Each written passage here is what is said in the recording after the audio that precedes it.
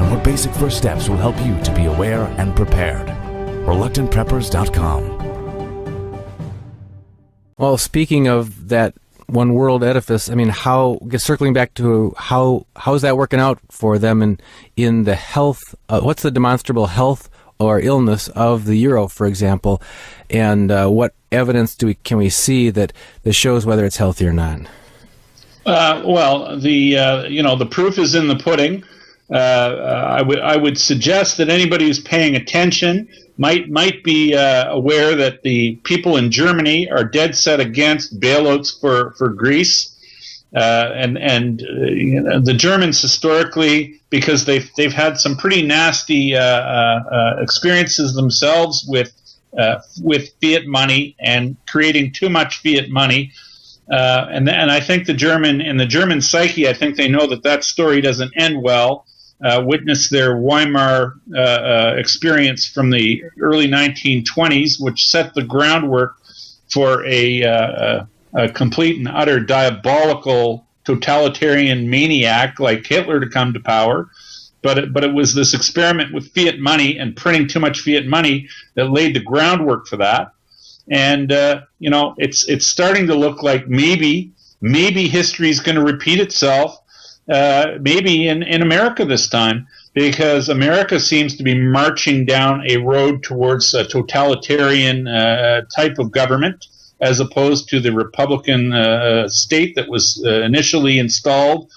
And this is actually, not good for humanity, through my eyes at least. So to sum up, I'd say, how's it going for these globalists in their pursuit towards a one world edifice? Not so good, especially not for humanity. So what do you see in the euro that we should be looking to if we're concerned about the long-term health of the dollar, for example? What do we see in the euro that's tipping us off to having that is showing concerns? Well, I mean, the path. Listen, as the euro goes, so goes the dollar. The euro is a fiat currency, which is nothing more than a derivative of the U.S. dollar. But as is, all currencies are nothing more than derivatives of the U.S. dollar, because all currencies are only expressed in terms of dollars. When you talk the euro, you're talking about a rate of exchange between it and the dollar. When you talk about the Canadian dollar, you're talking about a rate of exchange between it and the dollar. When you talk about gold, you're even talking about a rate of exchange between gold and the dollar. And from that standpoint, the world has never been on a system of pure fiat money as a world's reserve currency, and where no currency in the world was actually backed by gold. And so this has been the case now in our world since 1971, when President Nixon closed the gold window, and the lifespan of pure fiat currencies is generally historically been deemed to be somewhere in the 35-year lifespan range.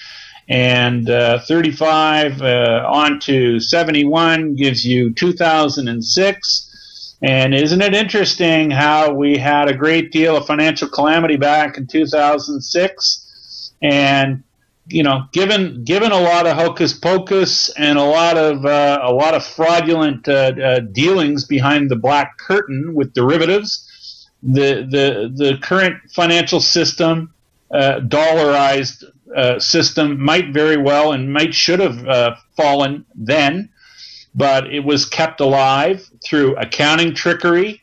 It was kept alive through massive interventions and undisclosed interventions by central banking authorities and the U.S. Treasury that are almost unthinkable and unprecedented, in the history of humanity.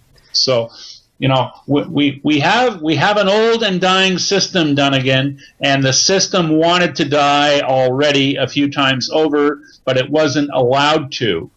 And I like to reference this point, especially to the people that are so married and committed to their charts.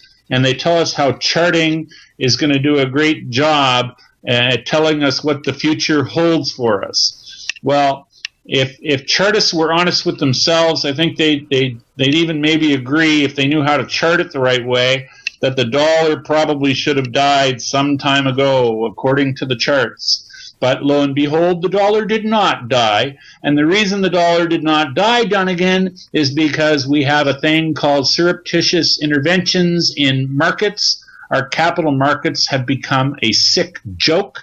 And when you're doing hocus pocus on a grand scale, you can make things stretch out or go longer than they otherwise would. And this to my thinking renders technical analysis absolutely and utterly useless, because the inputs that are going into everybody's technical analysis models are nothing but fraudulently derived numbers and economic data. Garbage in, garbage out. The model doesn't work anymore. I wonder if that leads us to, and if you'd go with us then, to the steps of what the individual person who is aware of these realities and these historical patterns can yet do, first to take any actions to protect their own finances to the extent possible, and secondly, as you've mentioned a couple of times tonight, to guard or to reclaim any of their civil rights, their civil liberties. So if you could first talk about what people can do to on an individual basis to protect themselves financially, and then if we could talk about how they can do to protect their civil rights. Well, protecting one's total self involves a lot more than simply buying, because I'm a big advocate of this, buying physical precious metal. My preferred method would be to own some coins, gold or silver coins, to as a hedge or an insurance policy on your financial net worth. But it goes deeper than that, because I think you want to get your spiritual house in order, because I think that there will come a day when we will have paradigm shift type change, where we will wake up one morning and the world will forever be different. And if you don't have your spiritual house in order, dealing with that might be very difficult for a lot of people. And then from a physical standpoint, let's just give a shout out to the name of your site, The Reluctant Prepper. People have been reluctant to be prepared in the recent past, because there's been a huge push on by these handlers or the keepers of the New World Order to demonize and to debase or try to make people that want to be prepared, that want to do the right thing, that want to act responsible. And there's been a huge movement on to make them, look like silly UFO chasers or tinfoil hat wearers. You're subject to ridicule if you don't basically capitulate and sign on to the system for absolutely. Yeah. But that's the big power that the New World Order or this globalist movement has, is that it ridicules anybody who stands in its way or anybody who has anything negative to say about it. But it's pretty prudent thinking when you know you've got severe weather coming, that you lay in some provisions and you position yourself for the aftermath, to weather the storm and to endure the aftermath, to get a new start. And from that standpoint, financial health.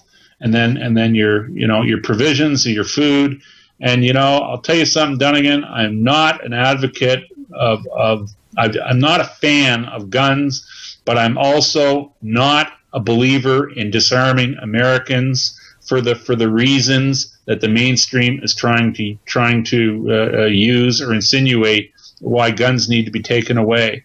Guns do not kill people.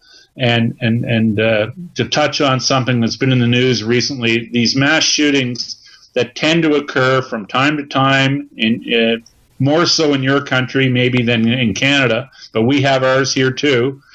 They always tend to happen with somebody who's on psychotropic drugs, mind-altering drugs, and isn't it amazing that whenever we hear about one of these incidents, there's always a rush to say that we need more gun control to prevent this from happening, and yet nobody from officialdom has anything to say about the reckless prescribing and the inherent danger in the widespread use of these mind-altering drugs, these psychotropic drugs, which are handed out like candy on Halloween.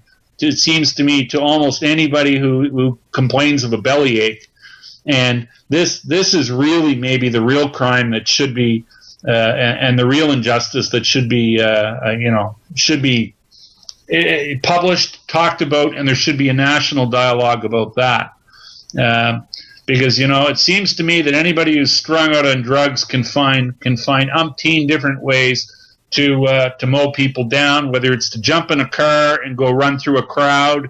If somebody does that, are we going to outlaw cars? Or grab a knife and knife people? Are we going to outlaw knives?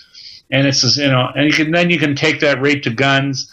Anybody who's whacked out on psychotropic drugs, any act they commit with a gun, I don't blame on the gun necessarily at all.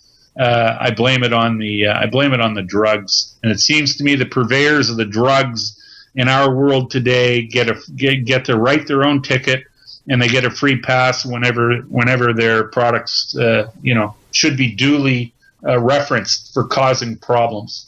I would direct folks who haven't had a chance to read an article, an essay actually called "On Sheep, Wolves, and Sheepdogs" by Dave Grossman.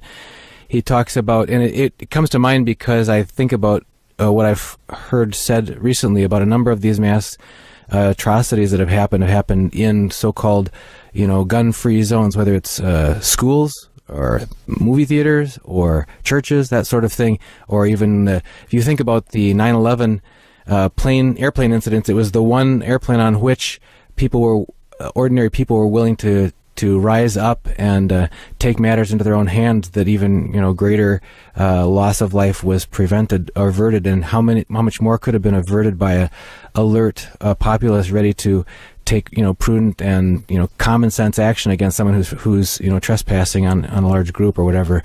But what a little clip from that article says: the sheep generally do not like the sheepdog. He looks a lot like the wolf. He has fangs and the capacity for violence. The difference, though, is, and he goes on to talk about the sense of responsibility and the burden of responsibility that is on the person who takes the role of the sheepdog, and instead of insisting on being disarmed like the sheep. So it's good reading. It was recommended in a concealed carry class. I appreciated the chance to read that. I wonder if you could let people know, Rob, your work is extensive. You've got a deep background in precious metals, as you alluded to. If they want to find out more about your writings, and you've got extensive approach on different current topics, where can they find more about you? You can find me on the web at kirbyanalytics.com, Dunnigan. And what's available? I think they know that story doesn't end well. Witness their Weimar experience from the early 1920s, which set the groundwork for a complete and utter diabolical totalitarian maniac like Hitler to come to power.